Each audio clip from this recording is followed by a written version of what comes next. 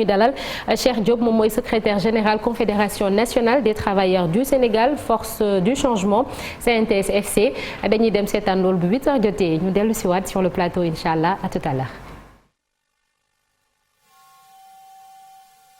pencum lamb jotaayu lamb la bu ñuy pencoo léppi lamb ci rajo Futur Média samedi ju nekk 15h ba 17h ànd leen ak Malick Thiandoum ànd leen ak El Hadji Thierno Ndiaye ñu ànd ak seeni invité pencoo lamb ji ci pencum lamb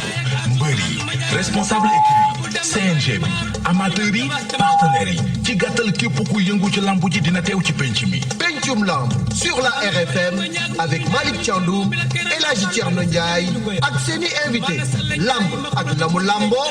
lamb ak lépp la ca biir sur la RFM ci pencum lamb lépp lu ngeen war a xam ci actualité lamb foofu lay doon ca penc ma lañ koy taaj pencoo ko waxtaane ko ngeen jariñoo ko bu leen ko kenn nettali. lamb dafay sàjji lamb dafay jax lamb du masalandi te dëkkee lamb ji mooy tax ngay xam li mu lambo. bismillahi fenk na ci jant yàlla bi yàlla mottali fajar ma jag ta film di këgg.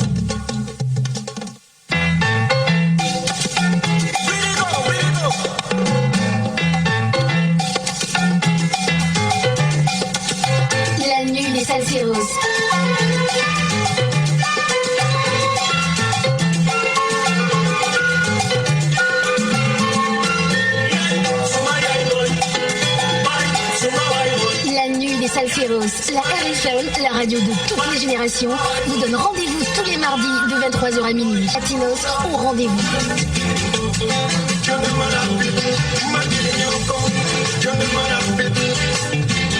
La nuit des Salseros à vos pas de danse tous les mardis soirs de 23h à minuit avec Mas Diallo sur votre radio RFM, la radio de toutes les générations.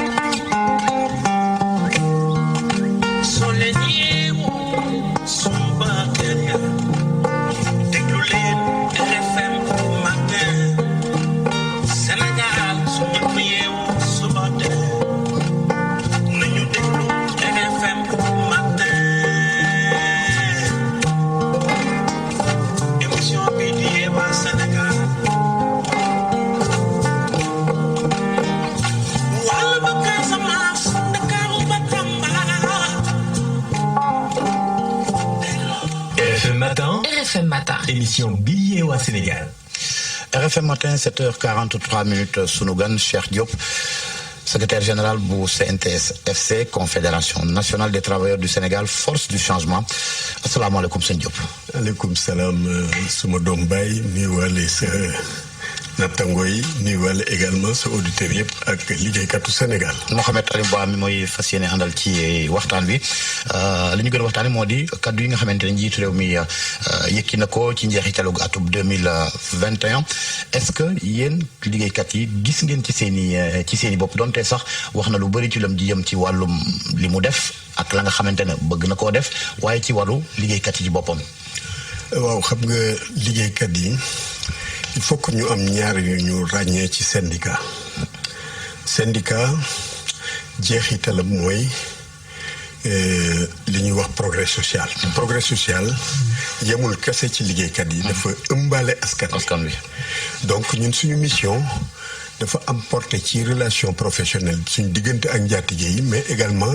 am porté ak gis-gis ci politique publique yi ñuy élaborer ndax dina jur progrès social wala déet. boo ko jàngatee foofu da ngay gis ne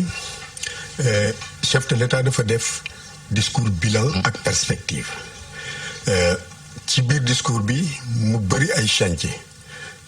yu mu annoncé chantier yooyu buñ ko doxalee dina am jeexital ci suñu mission ndax dina jur emploi ay xëy dina jur emploi ba pare dañu gis ne chantier yi li ci bëri day wax mbirum équité sociale équité territoriale loolu it lu ñu itteel la waaye li nga xam ne gis nañu ne des na ci discours bi mooy dégager nga xam ne dafay jur bu fekkee doxal nañ ko ni mu waree bien sûr mun na jur jeexital ci askan wi ak ci économie bi loolu dafa war a ànd ak dialogue social bu méngoo ak mébét yi ñu mébét te boo seetloo suñ dialogue social bi institution yi am na ñu ngi dox ministère bi taxawal nañ sax au conseil du dialogue social ñu góorgóorlu ci yu bëri am ay projet yu bëri waaye nag boo seetloo dialogue social bi dañ ci war a taxaw ndax am na ñaari secteur yu nga xam ne tudd na recrutement bu mu fa def comme njàng meeg njàngale mi hôpitaux yi mbirum paj mi également wax dëgg am na fa projet yu am solo parce que boo seetloo Sénégal c'est la première fois parce que ñun aussi dinañu jàngate noonu c'est la première fois gouvernement jël fonds propre tabax luy mat ci juróomi hôpitaux établissement financier yi ñu am yépp yu mag ñeneen ñooñu ko daan financé te ñooñu bu ñu ko dee financé en général dañuy jiital seeni priorité donc ñu jël alalu réew mi tabax ci ay établissement financier seet fañ koy def ak nañ koy defee ak nañ ko bëggee loolu dafa am solo te it nag am na bi yoon parce que am na 5 établissements financiers waaye nag njàng mi ak njàngale mi ak mbirum kër docteur man dama jàpp ne ak si li ñuy wax système de rémunération ñett yi dama jàpp ne dañ ko war a teg ci table bi pour dialogue social bi nga war a accompagner émergence su Sénégal nekk dialogue social bu am solo. mais système de rémunération boobu nga wax sax ci wàllu boppam am na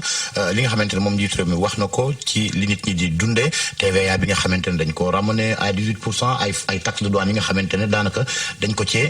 dindi ngir yombal nit ñi la ñuy jënd waaye loolu teewul am na prix yi nga xamante ne yokku nañ te.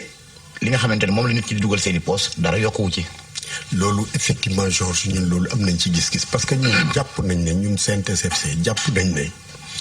kenn du subventionné consommation production la ñuy subventionné boo bëggee nit ñi nekk ci jàmm ñun loolu lañ jàpp bu subventionné consommation bàyyi ay taxes fii bàyyi ay kii fii bàyyi frais de douane loolu jeexital bi mooy du yegg ci poste consommateur yi.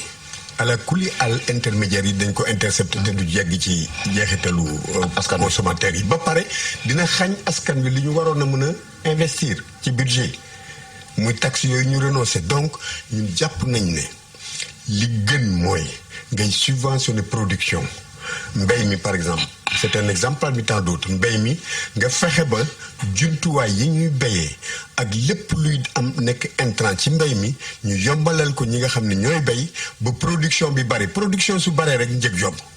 donc subventionner production moo gën subventionner consommation ñun loolu lañ jàpp te boobu ba léegi état Sénégal li ci ëpp day subventionner consommation. Cheikh Diop ci wàllu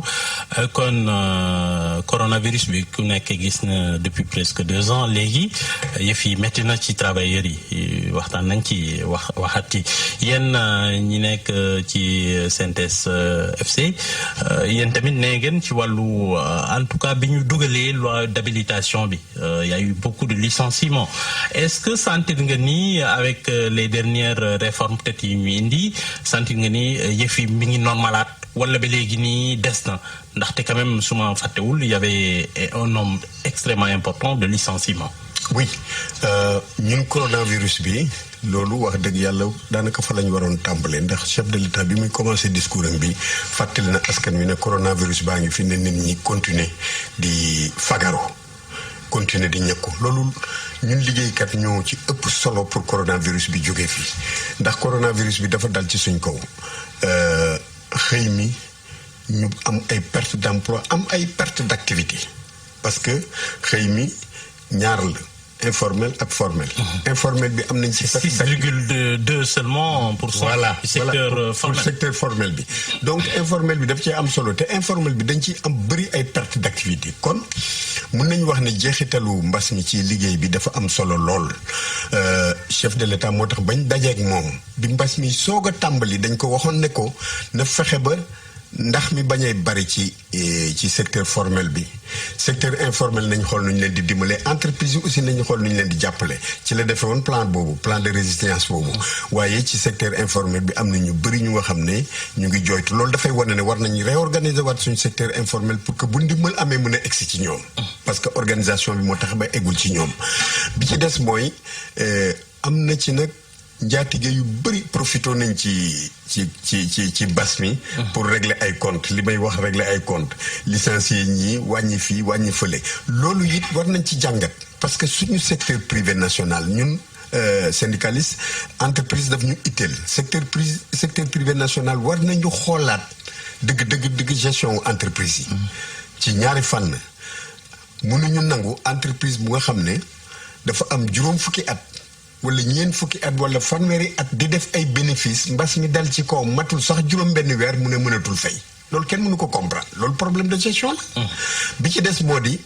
bu fekkente ne dañu jàpp ne Sénégal dafa jëm ci émergence dañu jàpp ne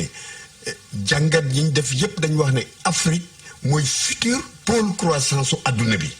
kon suñu toogaay ci wàllu secteur privé dañ ko war a jàmbat dañ ko war a xoolaat pour que suñu secteur privé nekk secteur privé bu fort te loolu mënul am ci xeet bi nga xam ne noonu la tëddee jusqu'ici ñu ngi def ay jéego mais sotteegul dañu war a dem vers des consortiums forts ñuy dajale entreprise yi mu bañ a nekk entreprise familiale même bu dee nekk entreprise familiale mu am gestion moderne bu nga xam ne dinañ mën a jàkkaarloo ak entreprise yi nekk ci sous-région bi ci Afrique mais également ñu accueillir ñu mën a préparer pour xam ne Afrique mooy future croissance su adduna bi investissement yépp fii la jëm si loolu bu ñu parewul li ñu daloon avant indépendance moo ñuy dal. donc si je comprends bien mooy que fu mu toll nii suñu entreprise privée yi ci bëri format entreprise familiale la et peut-être la gestion moo des na. si je comprends bien gestion bi des na gis nga entreprise familiale am na ci yu performante ci boo xoolee les jeux ci États-Unis ci Allemagne entreprise familiale mais bu am solo la. am na ay entreprise familiale française yu am solo mais problème gestion am na bi ci des mooy adduna ni muy doxee dafa laaj ñu lëkkaloo pour former ay consortium yu am doole ndax ni adduna bi di doxee la gis nga li ma bëgg ñu xam ko mooy am na ñaari phénomène yu dal Afrique te war nañ ci bàyyi xel pour que future croissance bi nga xam ne moom lañ jàpp ne fa la yépp jëm si ñu préparer ko taxawu parce que Afrique dafa am ñaari phénomène yu dal suñ kaw dafa am immigration forcée bu dal suñ kaw ak immigration clandestine bu dal suñ kaw immigration forcée mooy lan mooy esclavage bi révolution industrielle yi jógee dañu ñëw forcer nit ñi pour ñu dem di liggéeyal leen muy esclavage immigration forcée la en quelque sorte bi ñu demee ba 4e révolution industrielle am nga xam ne benn building bu téeméeri nit wala ñaari téeméeri nit daan liggéey juróom wala fukki nit ñoo koy liggéey kon main d'œuvre bi wàññeeku ndax technologie ñuy dem pour li wuti liggéey ñu qualifier ko immigration clandestine gis nga ñaari phénomène yooyu nañ ko jàngat pour préparer suñu bopp pour que bu ëllëgee Afrique mën a taxawal boppam ci surtout ci accueillir future croissance. nga ne consortium ñu taxawal ko waaye itam buñ ci fàttee liggéeykat yi est-ce que liggéeykat yi aussi waruñuy dugg ci capitalu entreprise yi ngir jàpp ni ñoom itam mbir mi seen mbira. El Hadj Georges wax nga ci phénomène bu am solo parce que loolu suñu itte la li ñuy wax entreprise yu Sénégal yi dañu war a xoolaat gestion bi te justement ci xoolaat boobu ñun bàyyi nañ ci xel. format capital bi. format capital bi fu mel ni SAR ay at a ngi nit ñuy réclamer pour que travailleurs dugg ci capital bi. nangul nañ ñu ko waaye defaguñ ko loolu it ñu ngi koy fàttali kon entreprise bu Sénégal citoyenneté d'entreprise dafa war a boole ci liggéeykat yi parce que loolu dina jur lu bëri jeexital ci taxawaayu liggéeykat ci biir entreprise parce que ñun suñu gis-gisu syndicat suñu pensée syndicale dañu placer l'entreprise au centre de nos préoccupations dañuy ubbi suñu bët di xool ne entreprise bi di doxee ak li muy jur waaye dañuy ubbi suñu bët pour que séddoo bi nga xam ne moom la ñuy séddoo njëriñu entreprise nekk séddoo bu juste bu équitable te loolu jàpp naa ne bokk na ci ñu dugal liggéeykat yi ci biir entreprise yi mën nañ ci joxe ay firnde yu nga xam ne ña ko expérimenté gis nañ njëriñ yi muy fu mel ni Sonatel publicité mais Sonatel gis ngeen Sen'Eau commencé nañ ko voilà commencé nañ ko donc ñu ngi oote pour que liggéeykat yi organiser wu bokk na ci aussi ñu won employeurs yi comportement ak taxawaay bu dal xel njëriñ bi voilà pour que ñu mën a accepté dugal ñu ci réorganisation bi nga xam ne Sénégal sumb na ko ñu mun ñu dugal ci capitalu entreprise yi ñu mun a am dialogue social bu nga xam ne aussi. loolu naka la mën a nekkee parce que dégg naa la ngay expliquer ci semaine bi ci RFM que tey jii entreprise yu bëri daanaka ay secteurs yu bëri sax syndiqué droit ñu war a syndiqué wu problème la dañ leen koy bañal loolu naka la mën a nekkee surtout ci secteur extractif bi. très bien xam nga secteur junñu nga nag poñ bu am solo parce que adduna ni muy doxee jàpp nañu ne war nañu soppi xel yi parce que mouvement syndical ni ñu ko jàppee il faut que mu soppeeku te mouvement syndical dafa bokk ci mouvement revendicatif yi saytu adduna depuis l'aube des temps ba tey jii mouvement syndical daf ci jouer ay rôle yu am solo du fi xaj waaye dinaa wax ne mouvement syndical bokk na ci ñi jur pensée politique relation capital travail bokk na ci ñi jur pensée politique parce que relation capital travail moo tax ba idéologie politique yi juddu ñi farek capital nekk idéologie capitaliste ñi farek travail nekk idéologie socialiste travailliste donc relation yooyu bu juree idéologie politique adduna bi di dox ñu dem ba ñu gis ne adduna ca ba ñuy def convention Versailles bi guerre bi première guerre jeexee ba ñu daje Versailles di waxtaan bokk na ci liñ tënkoon il faut que mu am ay relations justes et équitables bu amul adduna bi du nekk ci jàmm bokk na ci événement yi tax révolution française am bokk na ci taxawaayu liggéeykatu mouvement ouvrier français ci Paris ak mouvement politique bi déclenché Grenoble ñaari fait yooyu ñoo aboutir ci révolution française pour vous dire simplement que mouvement revendicatif syndical dafa bokk ci doxinu àdduna kon war nañ ko sóoraale bàyyi ko xel jàpp ne kon waruñu jàppe rek ay partenaires yu nga xam ne amuñu njëriñ kon suñuy droit nañ ko respecter parce que taxawal nañ OIT pour que muy légiférer ndax àdduna am jàmm mais en quelques secondes lan moo war a doon perspective organisation syndicale ci atum 2022 gi ndax pratiquement on a remarqué une certaine benn émiettement ci mouvement syndical bi donte sax am na cadre ba nga xamante ne taxawal ngeen ko la ñu doon gis centrale yi ànd xeex